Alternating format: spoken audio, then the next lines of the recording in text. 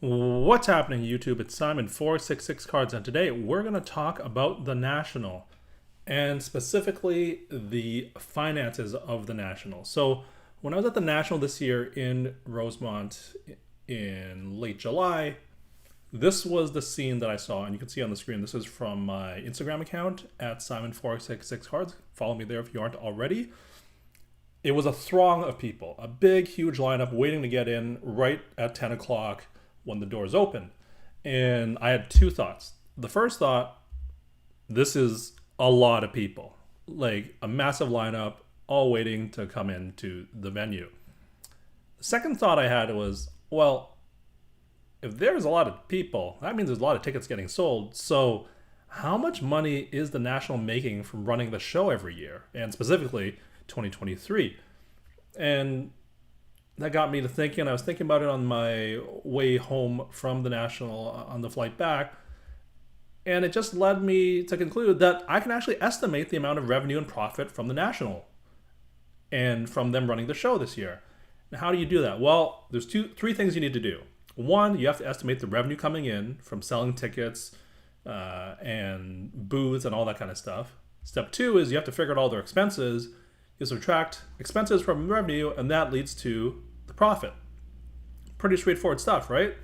And the reason why I especially feel comfortable in doing this and coming up with an estimate is that this is what I used to do as part of my job for a good part of 5-6 years. And I used to crunch Excel spreadsheets, build business projections, build models. I can do this stuff more or less with my eyes closed. Not fully my eyes closed, but it's pretty easy stuff for me to do. So that's what we're going to do today. And I'm going to timestamp each of the sections, one for revenue, one for expenses, and one for profit in the chapters below. So if you want to jump straight to the end to see where we land and how many millions, yes, that's right, millions of dollars that we are estimating, you go right ahead. So let's jump into the revenue section. We're going to start off with ticket revenue. So how many tickets were sold? A lot of talk on social media, on podcasts, that, is well over 100,000. But 100,000 seems to be a pretty fair estimate. It's the largest show ever. It's the largest show since, the Anaheim show in the 90s. Those numbers are being bandied about, but 100,000 seems pretty fair. So we're going to use 100,000 for tickets. Second is, what are the prices being paid? Well, $25 in advance, $30 at the door. I think the vast majority is going to be $25 at the door. It's a more conservative number. I'm sure there were a handful of tickets being sold at $30 at the door, but by and large, let's just go with $25. So let's just assume they're all advanced ticket sales. You multiply 25 times 100,000, you get $2.5 million right away. Boom, there you go. That's ticket revenue.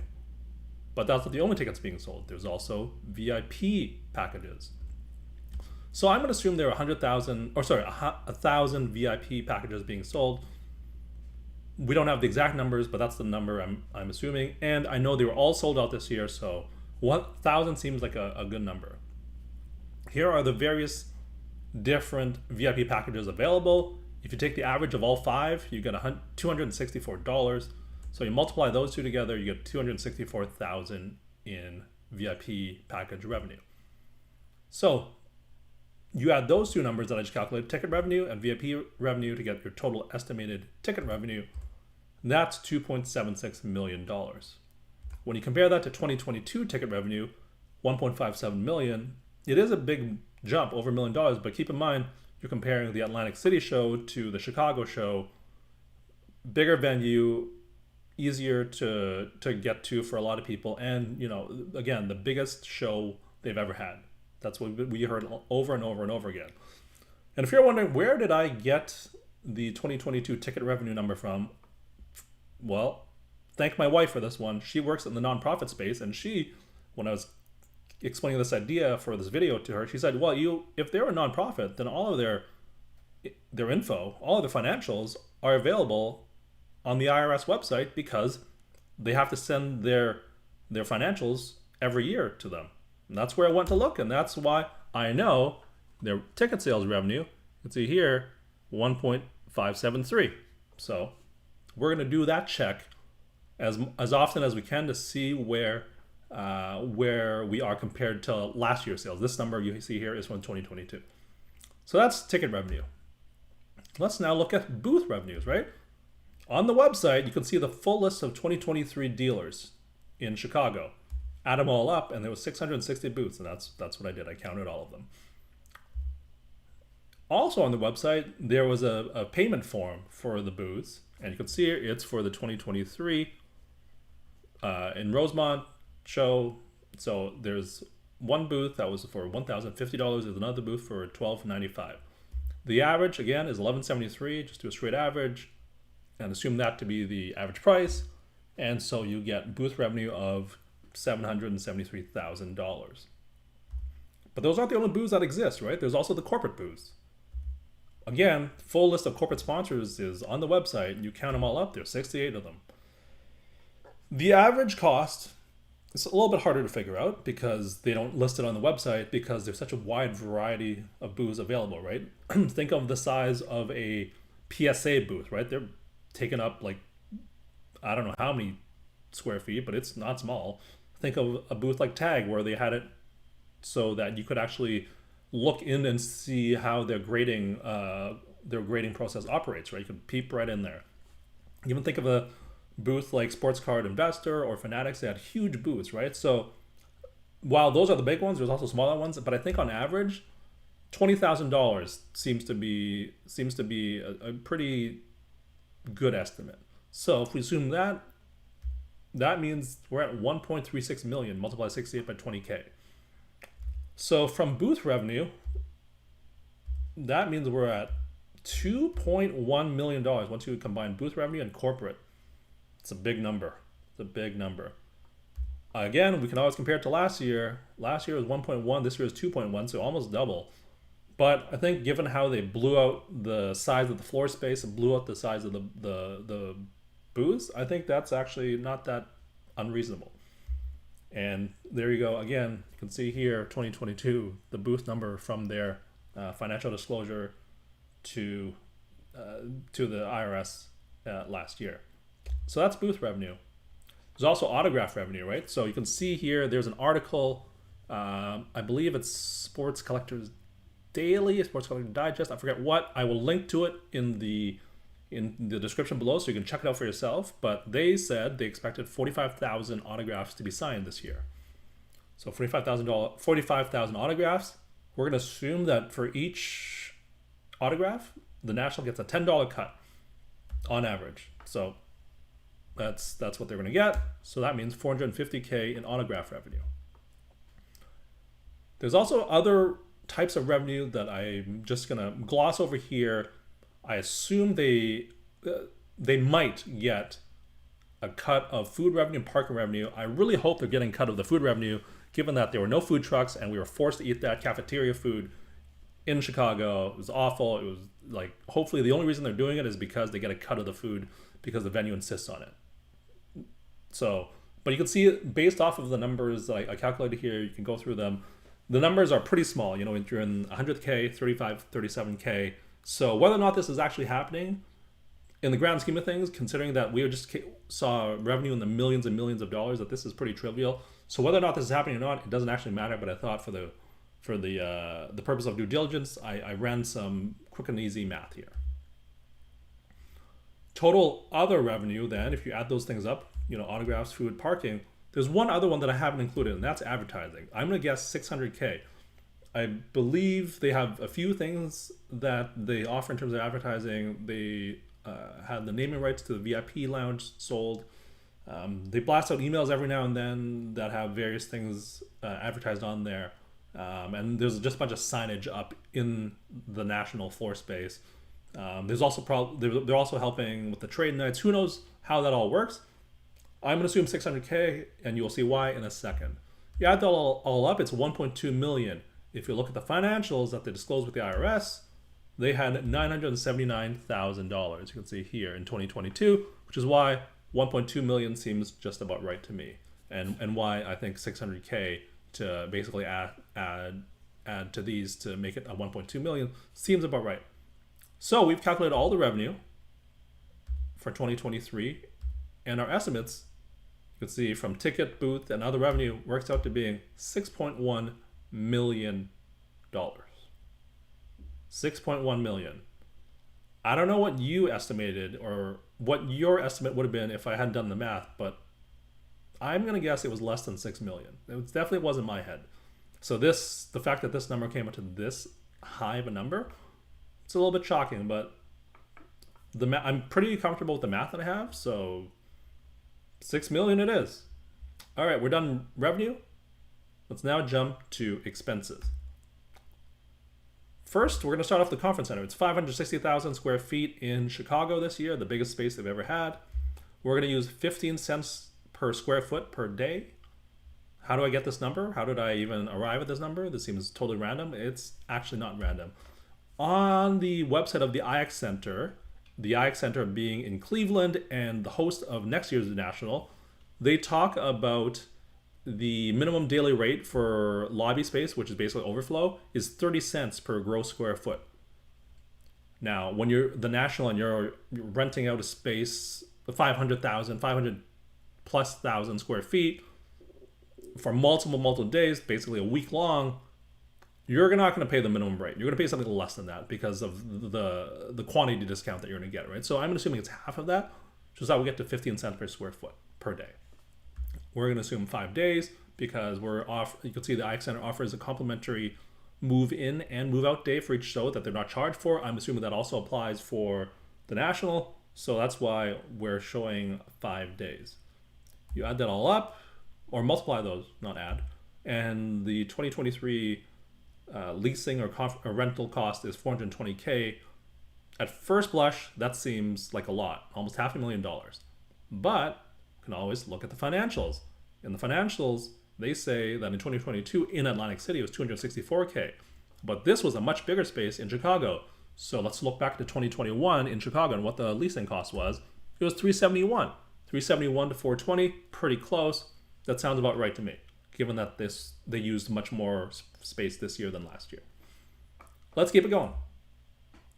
We're now at credit card processing. We already had the estimated revenues from a few minutes ago. Assume a cut of 3.5% for the credit card company, you'll get just a little bit under 96K.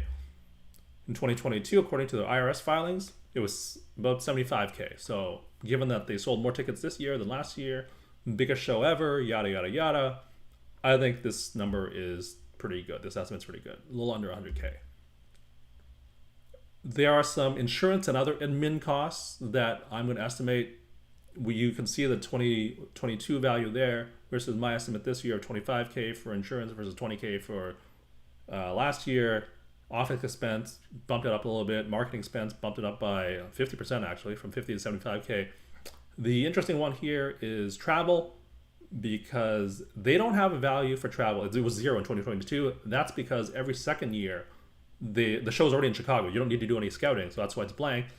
So every other year, it'll be zero. This year is the year where they have to do traveling for 2024. And so as a result, it's 80K. I'm basing that off of 83K in 2021. Whether I'm off by a bit or not, it doesn't really matter, because we have revenues in the millions and millions of dollars. If I'm off by 10, 15, 20K, it doesn't affect the thesis I'm going for here. So add that all up, we're at 185K for these insurance and other expenses, admin expenses. And now get to the important one, staff. I'm going to assume there are 3 full-time staff working at the National. Why do I think that? Because in that same article I talked about earlier, and again, you can read it in the description below, the link will be there. They talk about how there were 2 guys, Brogy and Burkus, and another full-time employee dedicated to running the National full-time.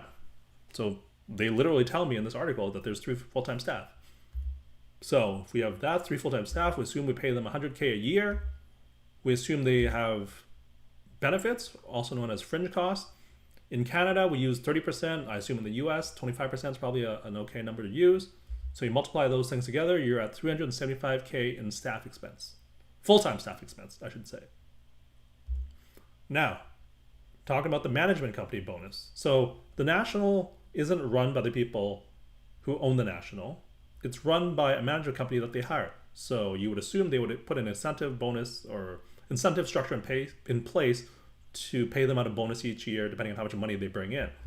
So we know the revenue is right around 6 million. I'm using 5.9 and not the 6.1 because we're not fully sure if the food and parking revenue share exists. So this is just to be a little bit more conservative. And I'm saying that for every dollar above $1 million, they get 5%. That's their bonus. For every dollar that they bring in above $1 million, they get 5% of that. So with that in mind, revenue was about 6 million. So basically, if they get 5% of the remaining 5 million that they brought in, so that means it's 250K basically. And that's the management bonus I'm going to go with. Which is pretty good money, right? If they're splitting it among 2 people, 3 people. Now, there's also part-time staff. I'm going to guess 30 part-time staff. Why am I using this estimate? Again, go back to the article. They talk about how 20 to 30 people, mostly relatives and family friends of Brogy, are hired every year for the show. So I'm not making any of these things up. I'm literally just going with what's been publicly stated. Assume they work 8 hours a day. They work 25 days on average. So assume that it's roughly the month or 2 leading up to the national. $40 an hour.